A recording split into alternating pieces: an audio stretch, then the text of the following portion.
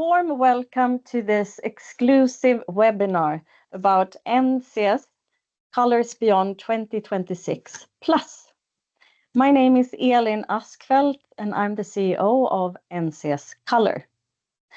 When we were planning this webinar, we realized that this is truly a unique group of participants to present this to, because you're all a part of the NCS family, which means that no matter where in the world you're from, we all speak the same language of color, the language of NCS system.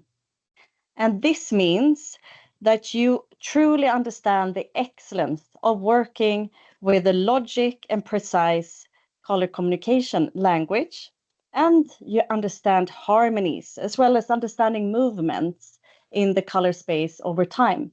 And that's exactly what we're here to talk about today. And talking about the NCS system, did you know that the NCS system is based on multidisciplinary research, primarily Swedish, and was launched 45 years ago? And it continues to be developed and shape the way that we communicate color. Here at NCS, we are really proud to this year to say that we have served the industry of color for 80 years, a journey that's built on passion, precision, and innovation. And today we are excited to say that we serve over 90 countries all over the world, keeping close to our Swedish heritage, but still embracing a truly global reach. Education and trend analysis that we're here to talk about today has been at our heart throughout this whole journey, but we also serve customers with physical products like color samples and Fandex, as well as digital tools like NCS Plus. And NCS Plus is really important because you're going to hear references to that digital platform throughout the presentation. And if you're interested to continue to work with the colors that you get presented here today, with the trend directions and the information, as well as previous trend forecasts, please download the app. It's free, and you will get a QR code that can simplify that for you. To take you through Colors Beyond 2026 Plus, the forecast and the insights, we have our creative director here at NCS Color, Mr. Carl-Johan Bertilsson. Hello, everybody. Please. Good to be here. Thank you very much, Elin. Great introduction. Great to be here with you guys to talk about what will happen in the future with our color preferences. So please give us the presentation now, our fantastic technical people using this. We're waiting. It's going to be super interesting to see what will happen.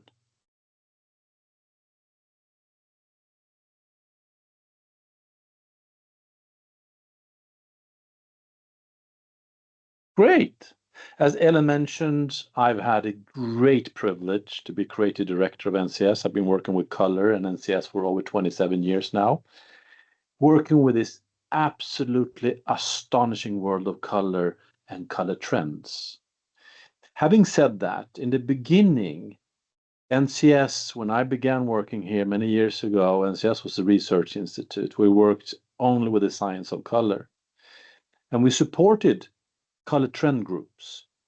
But we stayed away from working with color trends ourselves because forecasting things we cannot verify 100% with science. But with time we understood that color trends is one of the most important things that exists for the industry to understand what colors will be popular in the future. So we decided many years ago that we also need to work with color trends, but we also said to work with color trends, it has to be based on science as much as possible. So we look at this and we do it in a very serious way, and we invest a lot of time in develop these color trends to verify that it will actually happen, right? And one of the very important things that I always say is to understand what happens tomorrow, we need to understand what is happening today. because our color preferences does not come from, nowhere. It's an evolution of what is happening today, driven by different factors. And one of the things that we refer to a lot and still observe year after year is the research by Dr. Leonard Oberascher from Austria about the repetitive cycle. Remember, I said that color is psychology.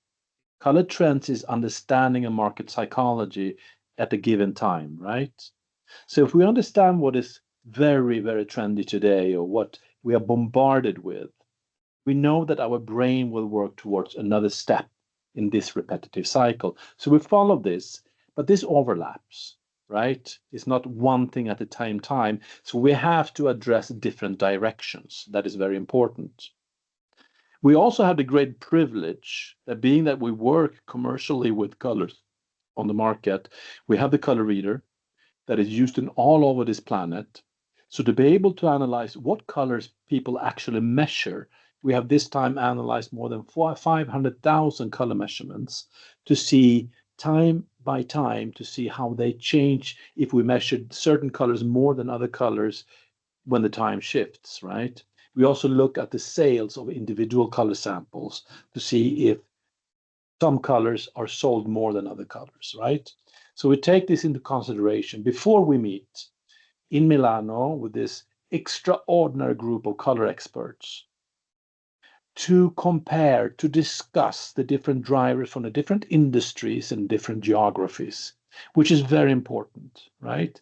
So we ask them to analyze what is happening on your market today and what is your forecast for your market for the future. They all present this individually, and we analyze all of these facts into the NCS color space to look at the overlaps, what is important, what is very significant to talk about. This is where everything begins in our color research or how when we develop the color trends, right? So as you can see in the beginning when we analyze, you see heavy focus on blue colors, red colors, and warm colors to generalize everything, right? That was a starting point. From here, we then begin discussing the different things. Which are the most relevant directions, the most relevant colors? And as you can see, greens are basically disappearing. And the only greens that are remaining are either very bluish green or extremely yellowish green, right? And this is because the period we have been focused on green color for so long that we kind of are leaving the green focus right now. I will come back to that and address that. And once again, what I need to tell you, when we talk about color trends, we need to address different directions because you work with different industries, different geographies, right? And in different time spaces. Color trend is not one color. I need to underline this. A color trend is identifying our color preferences in certain color areas in the color space, right? How our preferences are changing, what directions they are changing. So we need to address this to make this understandable and, an exact and precise as we want it to be, right? So let's talk about our observations now. What is driving a lot of this? Remember, I told you the color is psychology. So to be able to understand color preferences, we have to understand the psychology. What is happening from a global perspective that is important that will affect our color preferences, right? So when we look at the world as is today, one of the very important things that we have that was very clear is that we've been through in a period of about 5 years from the pandemic to today that has been quite depressing, right? It's been a period with a lot of things that people are disconnecting from internet. We don't even watch the news anymore because we don't want to be depressed anymore, right?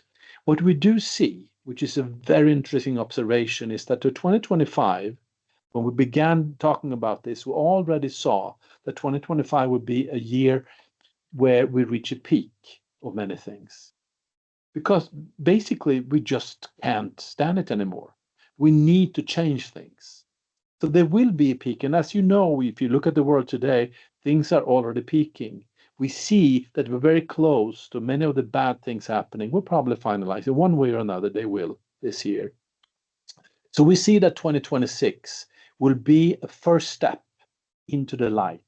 So we begin seeing a light, a more positive future. Probably for many of us, it will be not super bombastic, but it will be in a direction of more a more happy world, right? A better world, which is very important. This focus, being that we will stop focusing on these bad things, what we are seeing is that it will be an enormous focus more on human values and the beauty of our planet. So the planet and the human being will be two very important focus areas, right? And we see that the beauty of our planet is not green anymore. Is really, if you look at the planet from space, you see a lot of blue, for example. You see a lot of beautiful colors. But it's not the only world we are looking at. We, human beings, you always need an escapism, right? And we have had a lot of different kind of escapism into digital worlds, metaverse and everything. But what we believe is that when the world is not that harsh anymore, we'll begin looking at what is really happening. It's been happening for a long time now because we are traveling to space. And the focus will be a lot on space traveling. We are going to space, and we already see in the design world that there's a lot of focus where we are designing for life in space, but living on Earth. That is a very important point. So we see this already being or appearing in different medias in different industries, like Prada is now designing space suits, for example. We see coffee machines, being designed for space stations and everything. Because if we design correctly for life in space, we will for sure survive on planet Earth, right?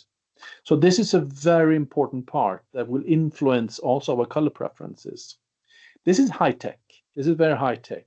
At the same time, we see an enormous movement towards what we call a digital minimalism, disconnecting completely from the digital world or partially, right? We just don't want to be there anymore.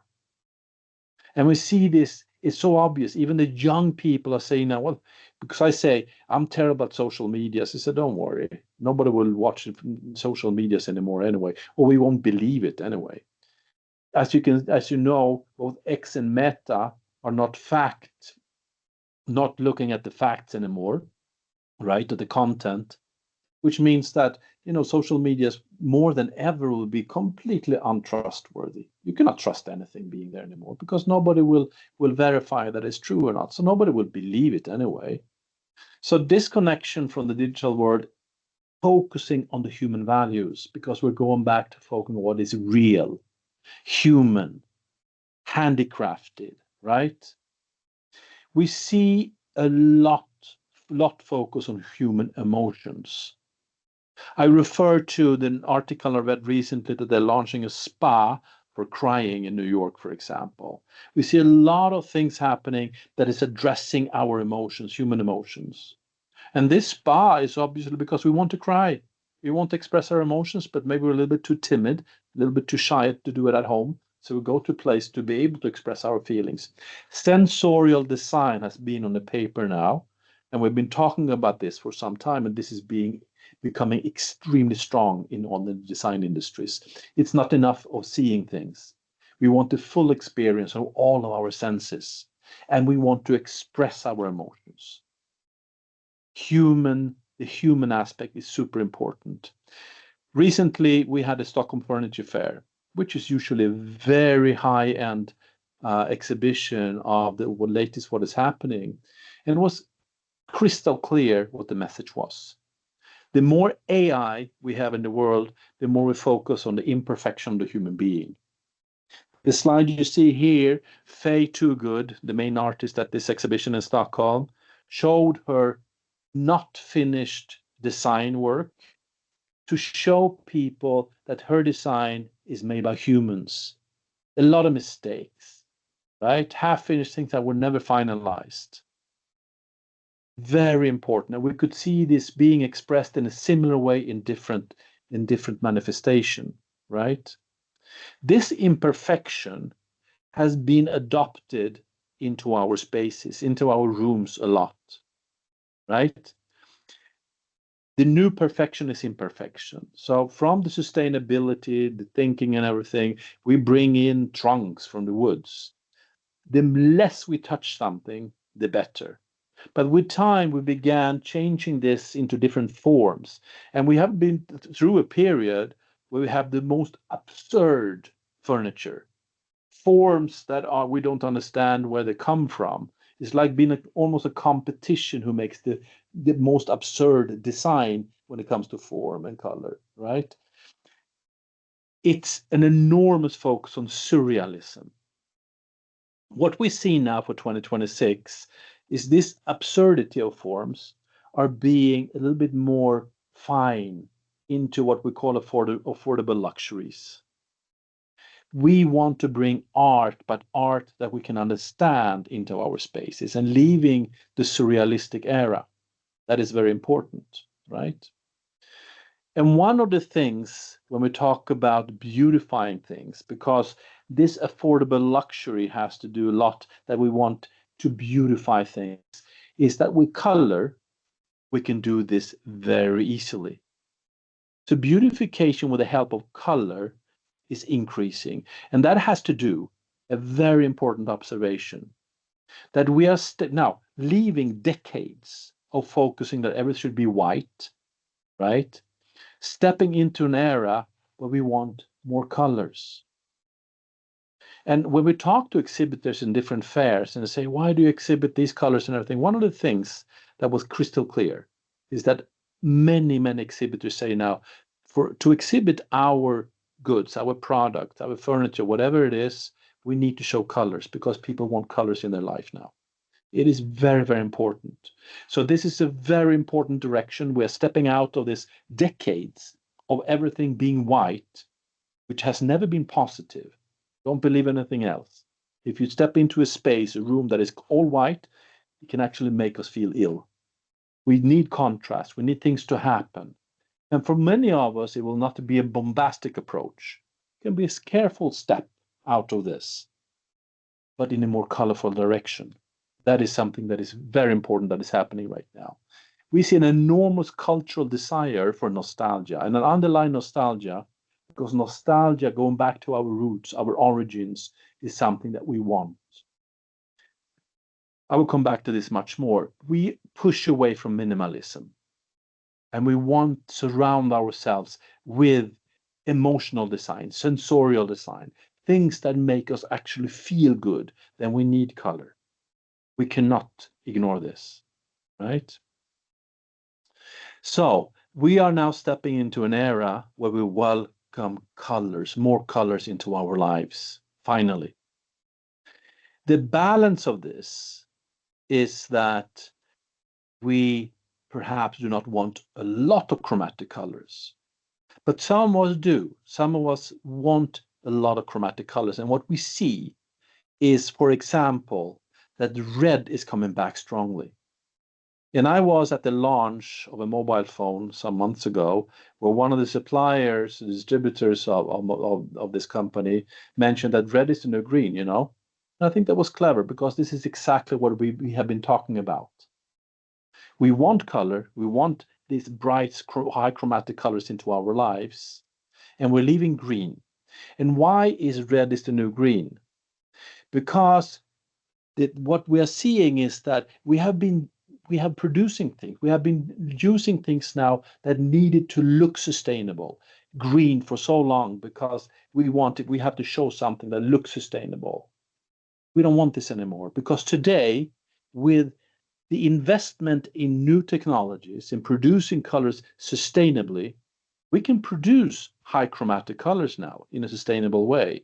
And as the world now wants more color, if companies still insist in showing products that look sustainable, green or sustainable, they're probably not anymore. Because we want color, so why should they look sustainable? There's no reason for that anymore. So this is one of the directions that is pointing out. Balancing with the world that probably 2026 will be not a perfect world. We're not talking about the 1920s when people got crazy celebrating the end of the Spanish flu and the First World War. and in this enormous explosion of the use of color. For some of us, it might happen. But for many of us, it's more a careful step in the direction of wanting a little bit more color. So it's a hopeful step, careful step into the color world for many of us. Not all of us, but many of us.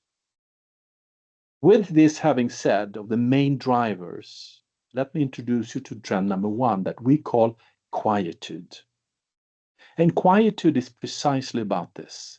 It's our first careful step out of this era, decades of white colors, into an era where we want colors, but careful. And we want them to be perceived as luxurious, right? We want to decorate our homes in such a way that when you come into our home, it feels that we have economy, we have the resources. So the feeling of luxury is very important, right? After a long period of just having the necessary, we have something we call a mindful opulence, where we want to show off a little bit, but affordable luxuries. Perhaps we're not buying a new house, no, a new car, but perhaps we are redecorating our interior from being white to adding a little color into our spaces. In that sense, it makes us feel much better because we want color and we want it to be felt luxurious and perhaps not like a castle. Perhaps it's only details, and with the help of color, we can make our houses, our rooms, our spaces, products be perceived as luxurious.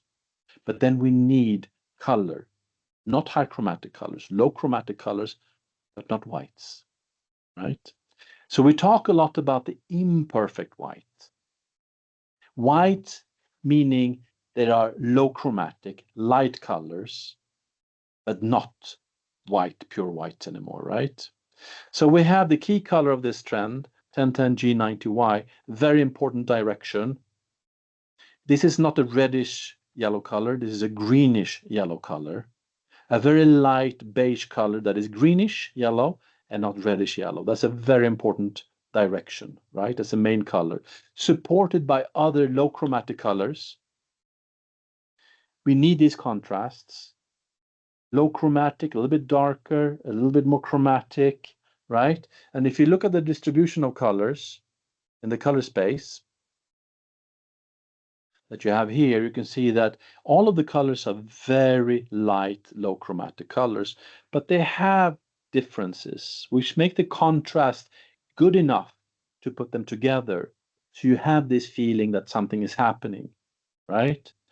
Most of the colors are very warm colors. Even the greenish yellow color, being that it's very yellowish, is very warm.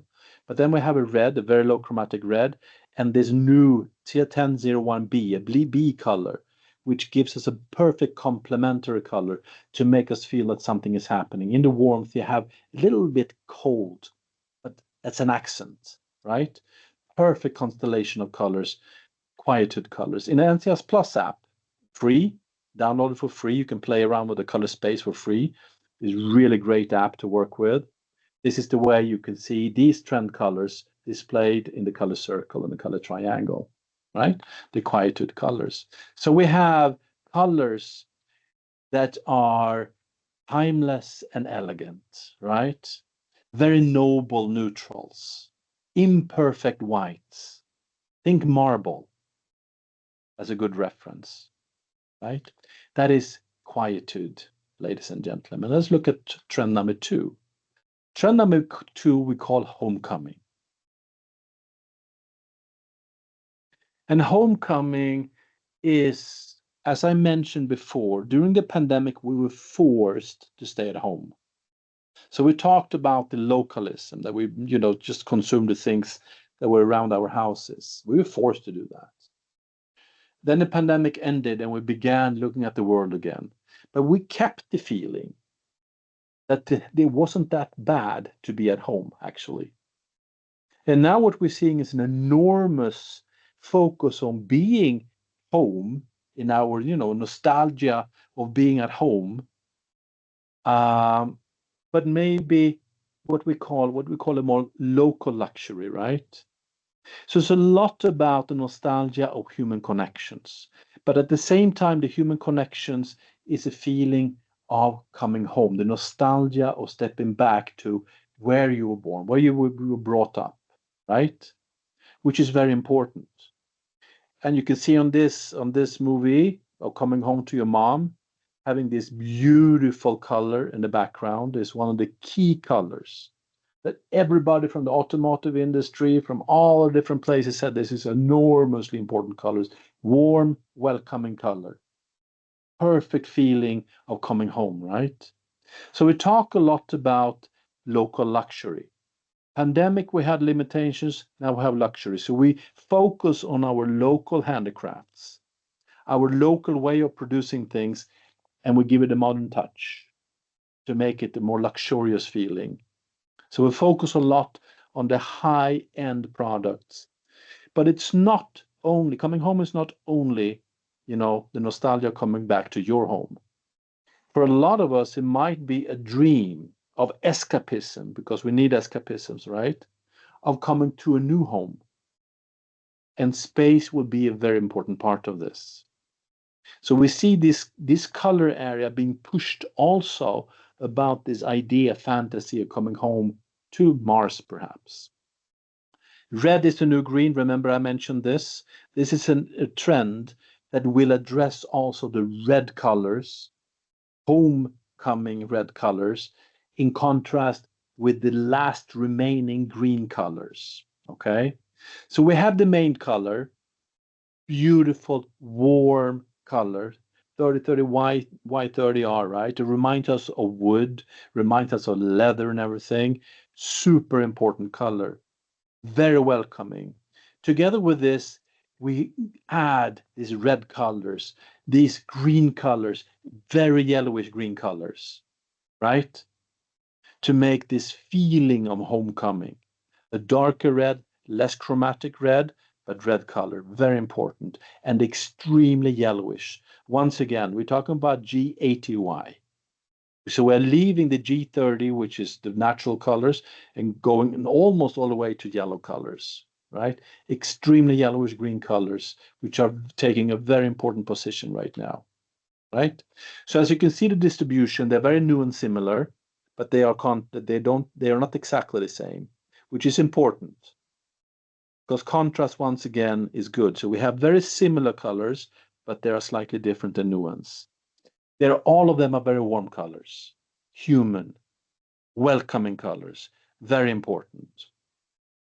That is homecoming. It's a sense of belonging, right? The nostalgia of home, the home where we really want to be is a sanctuary, really sanctuary. Let's move on to trend number 3. Trend number 3 we call symbiosis. It's an extraordinary trend that we're seeing, and we already see is taking a very important position now in many fairs, exhibitions, right? Symbiosis is a trend of getting together, all of us humans, the nature, the artificial intelligence, that together we want to create a better planet, a better world, right? A real catalyst for change. Remember where we have been with all of this climate change. Years ago, began a huge focus on biophilia, which is still very important, will continue being super important, bringing the nature into our homes, right? In the last years, so during the pandemic, we moved away from a biophilia to what we call animism. When we went to the woods and we hugged the trees, we want to become one with the nature. So we began building homes or building perceptions of being together with the nature, right?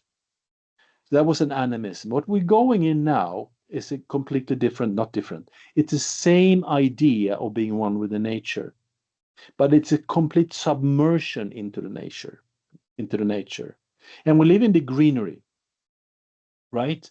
Because biophilia and animism was very, very earthy, very, very green, colors that we don't want this anymore. We want really to celebrate what the real nature is all about. And the real nature is very colorful. But to find or to get to the feeling or the real feeling, we dive deep into our oceans. And remember, imagine the feeling. You're deep down in the very blue waters of our oceans. You surround yourself with water. It's a full submersion. We're not hugging trees anymore. It's a full submersion into our seas, right? To be one with the nature, with the real nature, with all of the colors. And this we see now, even the exhibitions and furniture fair we visited last week, is that even Faye Toogood, this artist with all her imperfection, all of her handicrafted, semi-finished things, was surrounded by posters with this deep blue color. Because it was like stepping into the imperfect world of imperfection, but we were embraced by the blueness of the nature. This is a very important thing. So the main color is a deep blue color. It's a reddish blue color, one of the most popular colors for all human beings. Not all of us use this because we're a little bit scared of this color, but we love to see it. And we see that there is an enormous interest now using this and surrounding us with this color, stepping into the ocean and then see spots of colors, spots of light, low chromatic light colors that we add into this scheme. This is symbiosis. So if you look at the distribution of the colors, you can see that most of them are lighter, low chromatic or midtones, and this dark color, which is the main color that will embrace us. And then we want to see the other lights. Look at the color circle, perfect complementary colors, so they pop each other, right? They will be perceived. You don't need big spaces. You just need smaller spaces, but you will perceive them and appreciate them, right? So you have three colors that are very hue similar, and they have the three colors up above are very hue similar, but are complementary. And they together makes a beautiful constellation of colors, right? So symbiosis is really this catalyst for change, right? An enabler for a better tomorrow, where nature, the human being, and artificial intelligence support each other to create a better tomorrow, right? Super important. Last trend, and a very bombastic trend we call Renegade. And I want to address this, that for years, not only during the last 5 years, but the decades of only using neutrals, only using the whites and the grays and the blacks and the browns, right? We have really built an enormous need to express our emotions.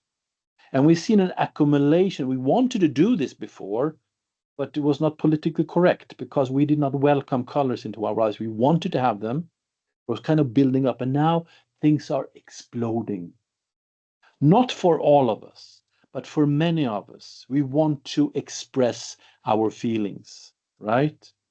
It's like an eruption. Imagine, it's a dead volcano, and suddenly there's an enormous eruption, and the lava comes out, right? Boom! So you have the brown surface, and suddenly all of these colors come out, all of our emotions, right? Very important. And these emotions could be based on this celebration of happiness.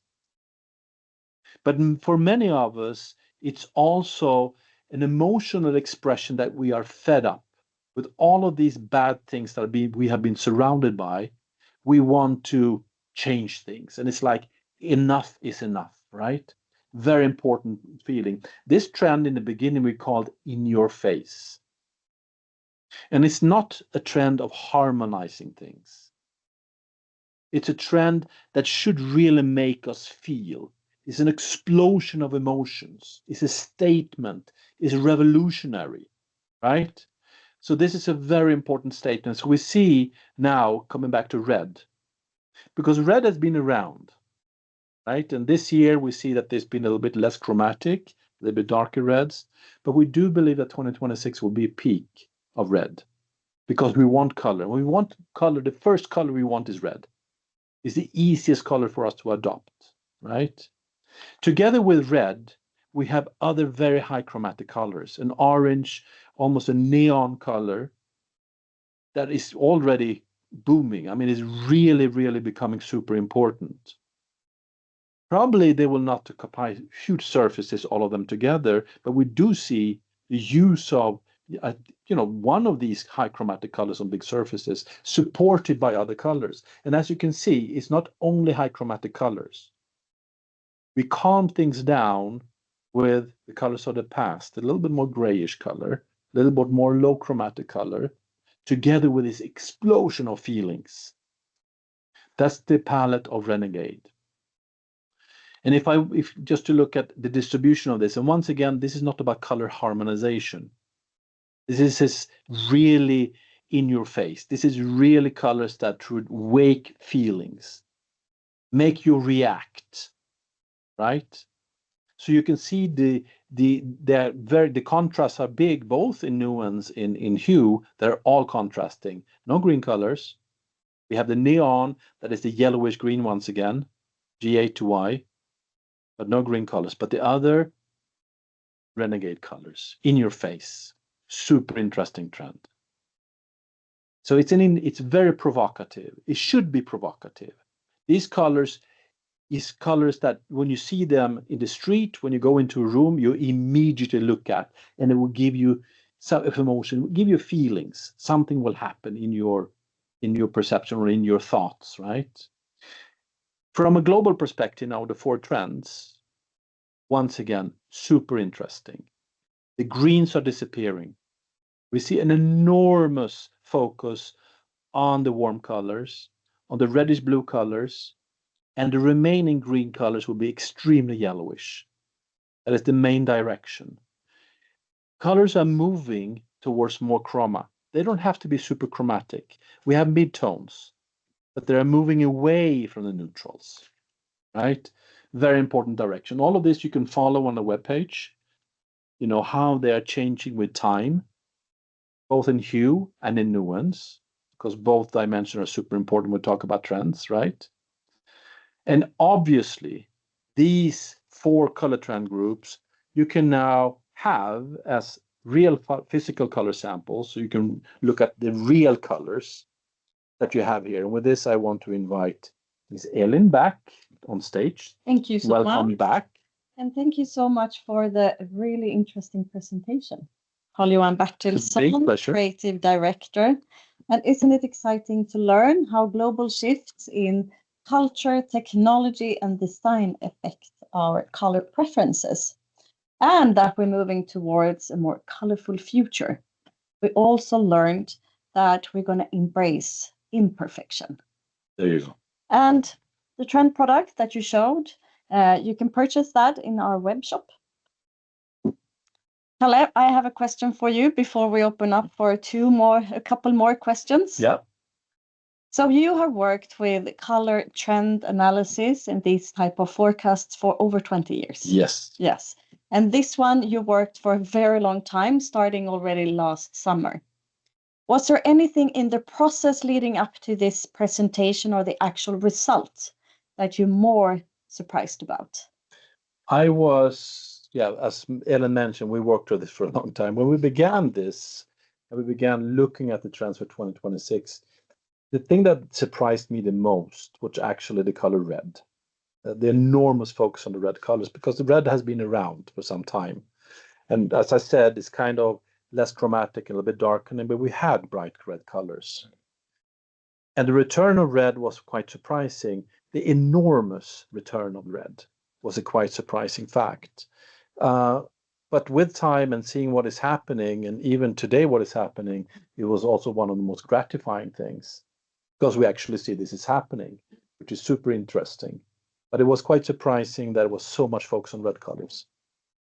Good to know.